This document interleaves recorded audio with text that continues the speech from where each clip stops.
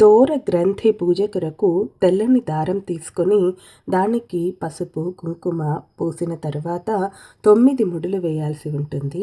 ఒక్కో ముడి వేసేటప్పుడు మీరు ఇలా కమలాయై నమః ప్రథమ గ్రంథిం పూజయామి, రమాయై నమః ద్వితీయ గ్రంథిం పూజయామి, లోకమాత్రే నమః తృతీయ గ్రంథిం పూజయామి, సర్వజనన్యై నమః చతుర్థగ్రంథిం పూజయామి, మహాలక్ష్మీ నమః పంచమగ్రంథిం పూజయామి, క్షీరాబ్ధితనయాయై నమః షష్ఠగ్రంథిం పూజయామి, విరూపాక్షిణ్యై నమః సప్తమగ్రంథిం పూజయామి, చంద్రసోదర్యై నమః అష్టమగ్రంథిం పూజయామి, హరివల్లభాయై నమః నవమగ్రంథిం పూజయామి అని ఇలా మీరు ఒకటి అమ్మవారికి, ఇంకొకటి మీరు కట్టుకోవడానికి, ఇక మిగతావి ముత్తైదువులకు ఇవ్వడానికి కనీసం 9 తయారు చేసుకొని పెట్టుకోవాలి.